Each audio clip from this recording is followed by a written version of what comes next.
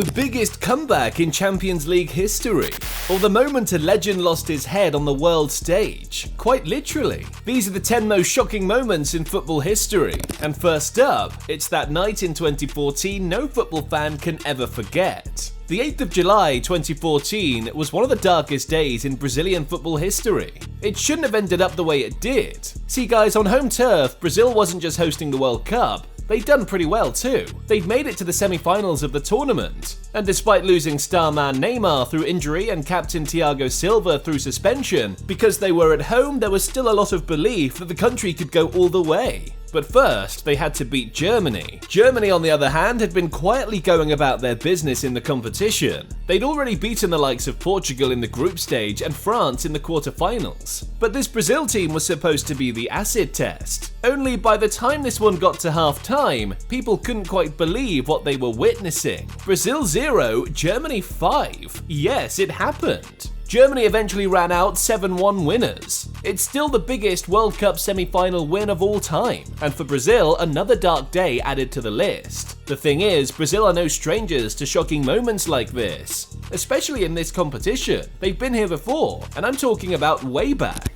This time it was in 1950, and once again, on home soil, Brazil was in the final stages of the competition, only this time they'd gotten to the final itself. They were up against Uruguay at the Maracanã. This final came with a couple of twists though, because the World Cup back then isn't like it is now. At the time, the World Cup was played in a final group stage instead of a straight knockout matches. So whichever team topped the group at the end of the competition ultimately won.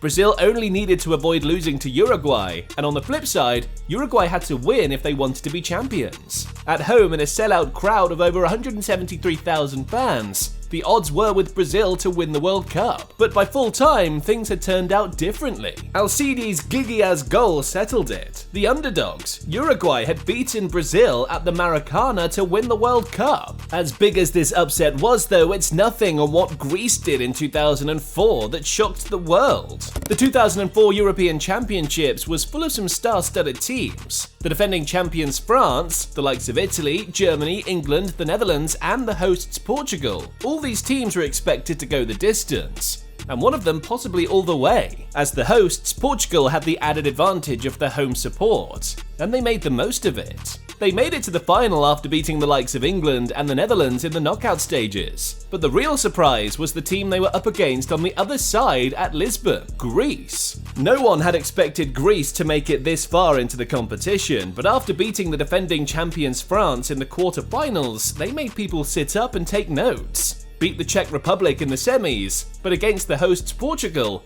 no one gave them a chance. But that was until they'd shocked the world. Angelos Charastia's goal settled it. Greece had become champions of the continent for the first time, and left the Portuguese players and the home support in tears. What's more shocking than a surprise result? An unexpected comeback. The 2005 Champions League final was an epic for many reasons. A stacked AC Milan team with players like Paolo Maldini, Cafu, Kaka, Pirlo, Shevchenko, Gattuso, Crespo, superstar names, against a Liverpool team not many people fancied. And by half-time, the reasons were clear. AC Milan had taken a 3-0 lead after the first 45 minutes, and at that point, the game looked done. With the players they had in the team, it just felt like the only thing Liverpool would be able to play for in the second half would be a bit of pride. Maybe get a goal as a consolation or something. They had other ideas. The mother of all European final comebacks. They'd scored 3 goals to level it at 3-3 and take the match to extra time. The drama still wasn't done. The game went to penalties, and then this happened.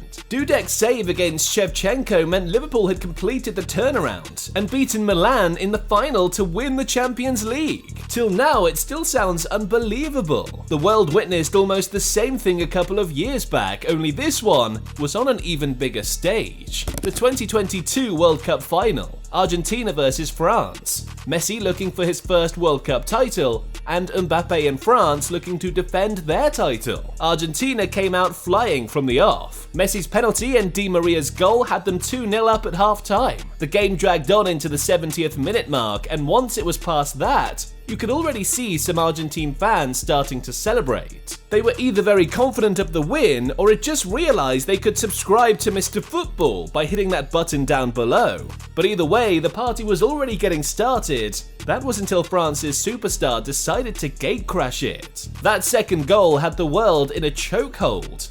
Both Messi and Mbappe scored again in extra time to make it 3-3, before Argentina ended up winning on penalties. But still, the shock France had pulled on Argentina in extra time, it's right up there with the greatest finals of all time, possibly the greatest. Just thinking about it, it's almost as if any time France makes it to the final, something crazy is bound to happen, like Zizou and his moment from 2006. The World Cup final of that year, and for Zidane, it was extra special. He'd become France's star man in the competition with some incredible performances against the likes of Brazil, but that final for most players was the peak. But for Zidane, it was the end. He'd announced that it was going to be his last game as a pro. He watched to the end on a high, and it couldn't get any better than winning the World Cup in the final game of your career. But in a dramatic twist of events, what should have been Zidane's special night became one to never forget for the wrong reasons. The backstory: Walter Materazzi called out Zidane's sister,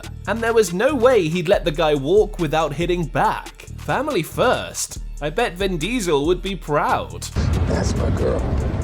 It's one thing to lose it against a player, and a completely different one to lose it against a fan. In 1995, Eric Cantona and Manchester United were at Selhurst Park for a league game against Crystal Palace. And as usual with him in the team, Cantona was the star attraction. Now the thing is, with Cantona, the erratic performances always came on the pitch with the ball, but it was also clear he had a short fuse and was capable of losing it at times, as he did against Palace's Richard Shaw. Guess Cantona wasn't a fan of all that, so he lashed out at Shaw, but the ref wasn't having any of it. He immediately sent Cantona off, but this was only the beginning. Cantona had to walk past a section of the Crystal Palace fans, and one of them, some guy named Matthew Simmons, had insulted him in the crowd. And once Cantona heard the stuff he said, the switch in his head went off. That kick cost him a 2-week suspended prison sentence, 120 hours of community service, and saw him banned for 8 months. Ouch. Sometimes though, the confrontations between players and fans, it doesn't have to get physical before it's bad, and when I say bad, I'm talking really bad.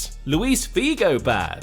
The infamous transfer of 2000 that shocked the football world. Luis Figo, Barcelona, Real Madrid, legendary stuff, depends on the angle you're looking at. Luis Figo, coming into 2000, was one of the key players in Barcelona's team. He helped them win La Liga on multiple occasions and looked all set for a possible contract renewal soon, but behind the scenes, a storm was coming. Figo's agents had allegedly agreed a deal with one of the contestants for Real Madrid's presidency, Florentino Perez. And the condition was mind-blowing. Perez wanted to base his bid around the idea of the Galacticos, and through Figo's agents had agreed a deal that allowed Perez to announce that if he won, he'd bring Figo to Real Madrid. The Madrid socios voted for Perez, not necessarily because they believed in him, but because they, just like the rest of the world, wanted to see if it would really happen. A lot went down after that, but in the end, to the surprise of everyone watching, it did. 60 million euros later, and Luis Figo had become a Real Madrid player. Safe to say that Barcelona fans weren't happy about what Figo had done, and years later they let him know when he returned. The pig's head drop on Figo.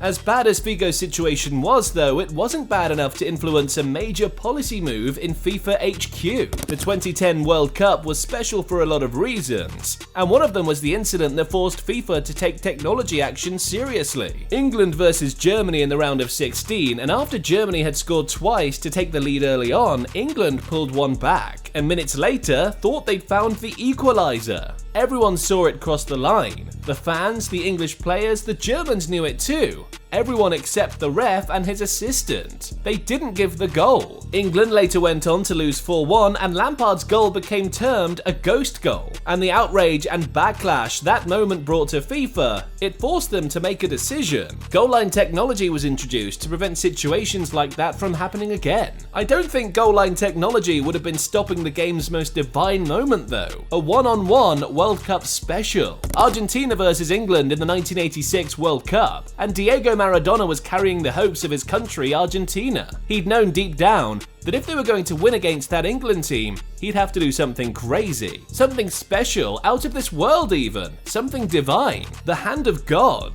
Maradona clearly used his hand, and everyone but the ref saw it. He'd scored a sensational solo goal later on, and in both ways had done England over. Maradona inspired a new generation, including the guy who many believe is the greatest player the game has ever seen. But Messi's story isn't as easy as you think it is. Click the next video to find out how a poor boy became the greatest of all time.